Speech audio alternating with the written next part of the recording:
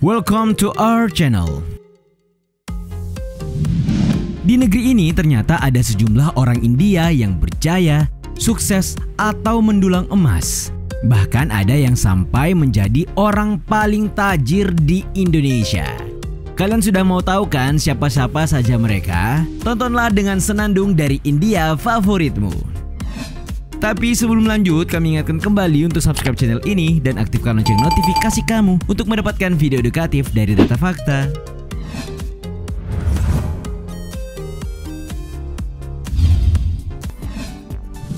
Sri Prakash Lohia.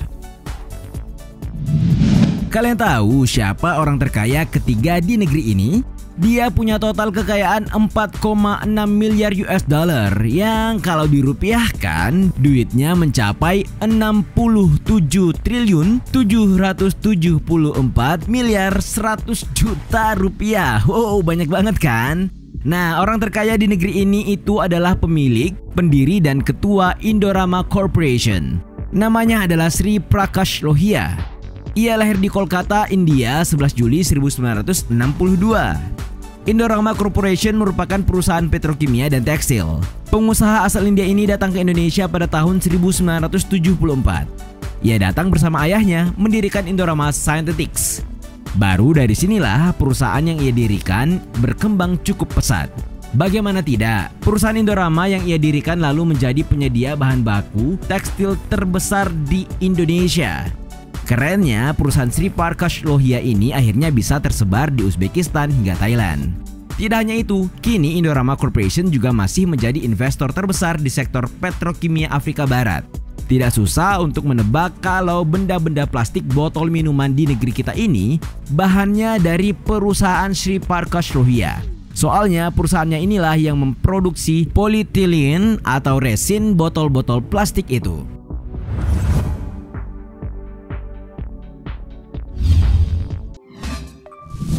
Ram Punjabi. Kalau yang satu ini disebut-sebut sebagai Raja Sinetron Indonesia, bisa dibilang semua sinetron hits negeri ini lahir dari produksinya. Inilah Ram Punjabi. Pak Ram Punjabi ini punya nama lengkap Ram Jethmal Punjabi. Ia lahir di Surabaya 6 Oktober 1943. Ia merupakan keturunan India dan itu jelas banget dari nama dan mukanya kan? Sebelum menjadi produser film sejak tahun 1962 sampai 1963, Ram bekerja di sebuah perusahaan tekstil. Tidak lama kemudian, pada tahun 1964, ia merintis sebuah usaha impor tekstil. Awal mula peruntungannya di dunia film terjadi pada tahun 1967. Kalian tahu, ia bersama dua kakaknya, Damu Punjabi dan Gobind Punjabi, akhirnya mendirikan perusahaan importir film PT Indaco Film dengan modal 30 juta rupiah. 3 tahun kemudian ia mendirikan PT Panorama Film tahun 1971 sampai 1976 yang bersama PT Aries International Film. Nah, inilah yang memproduksi film Mama karya sutradara Wim Umboh tahun 1972. Film berjudul Pengalaman Pertama yang dibintangi Roy Marten, Yati Octavia dan Robby Sugara mengantarkannya menjadi amat sukses. Nah, selanjutnya dengan multivision primanya ia menjadi raja sinetron di negeri ini.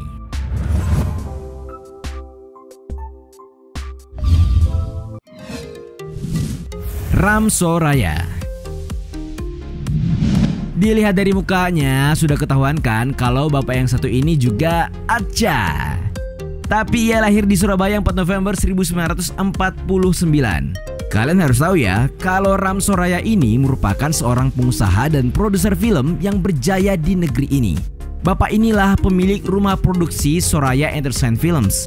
Ada yang tahu di film mana Soraya Entertainment Films ini sering muncul? Ya, pecinta film-film Warkop DKI kayaknya hafal banget ya. Jadi Soraya Entertainment Film ini yang dimiliki Pak Ram adalah yang bikin tayangan-tayangan komedi Warkop DKI. Sebelum menjadi produser film yang sukses seperti kini, Ram Soraya juga pernah bergerak di dunia tekstil. Di film, karirnya dimulai sebagai distributor film untuk daerah Jawa Timur dari tahun 1972 hingga tahun 1982. Baru setahun kemudian, yakni pada tahun 1983, ia mulai jadi produser dalam Budak Nafsu. Dan kerennya, film produksinya ini meraih unggulan film terbaik pada FFI 1984.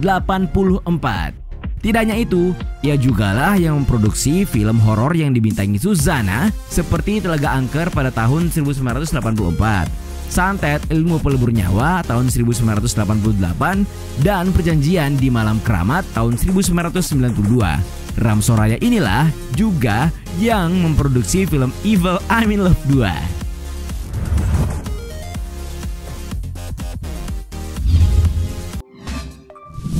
Gope T. Samtani. Nama lengkapnya adalah Gobind Tejomal Samtani. Di negeri ini ia lebih dikenal dengan nama Gope T. Samtani. Pak Gopi ini lahirnya di Surakarta 1 Oktober 1943. Di antara kalian ada yang tahu Rapi Films kan? Nah, Gope T. Samtani inilah pemiliknya.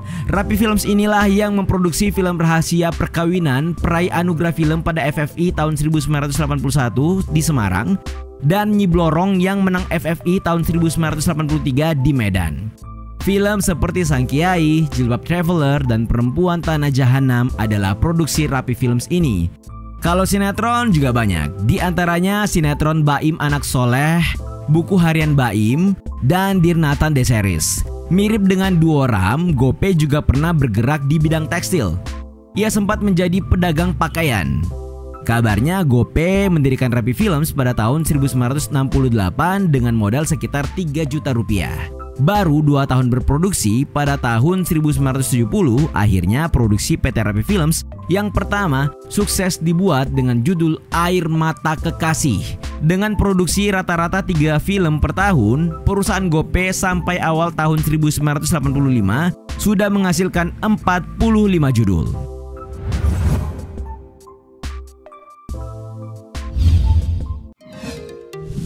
Chan Parwez Servia. Namanya adalah Chan Parwez Servia. Ia lahir di Tasikmalaya 18 Februari 1959. Chan Parwez Servia juga dikenal sebagai salah satu penguasa industri layar. Punyanya adalah Star Vision. Nah, rumah produksi Star Vision ini juga sudah besar banget dan bisa dibilang merajai industri perfilman dan industri sinetron negeri ini. Sebelum jadi produser dan pemilik Star Vision, Chan Parwez hanya membantu kakaknya yang pengusaha bioskop di kota kelahirannya Tasikmalaya, Jawa Barat. Ia juga membantu orang tuanya yang memiliki usaha di industri batik. Ia selanjutnya menggantikan kakaknya sebagai pemimpin bioskop di Cirebon. Pada masa itulah ia harus bernegosiasi dengan para produser sekaligus mempelajari cara kerja produser film bahkan hingga produksinya. Kalian tahu Festival Film Bandung kan? Nah, Chan Parwez inilah pendirinya. Kalian juga harus tahu acara komedi seperti Spontannya Komeng, Dataris Jabrix 3, Get Married, atau Perempuan Berkalung Sorban dan Koala Kumal. Nah, semua film itu adalah produksi Star Vision, rumah produksi milik Chan Parwez.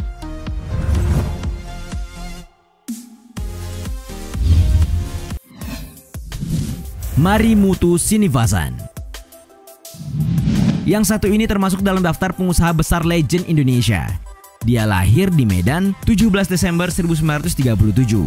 Tapi dia juga merupakan keturunan India.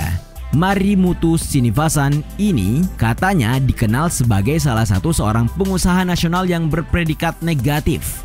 Dari laman merdeka.com katanya dia dikenal sebagai pengusaha hitam, pengusaha edan, tukang suap, kriminal, pendiri pabrik rongsokan, dan sebagainya.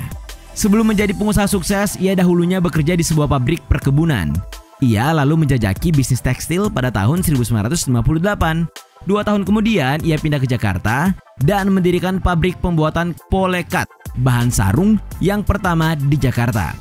Di tahun 1967, ia mendirikan perusahaan batik dan diikuti membuka pabrik penyelupan. Texmaco, perusahaan milik Marimutu Sinivasan ini sempat membangun kompleks pabrik tekstil seluas 250-an hektar di Karawang. Tapi sayang, pengusaha keturunan India ini pada tahun 2003 lalu mengakhiri hidupnya.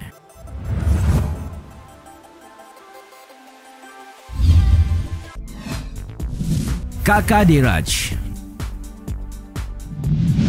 Kakak Dheeraj ini juga merupakan produser film. Produser film Indonesia keturunan India dikenal dengan produksi film horor dan komedinya.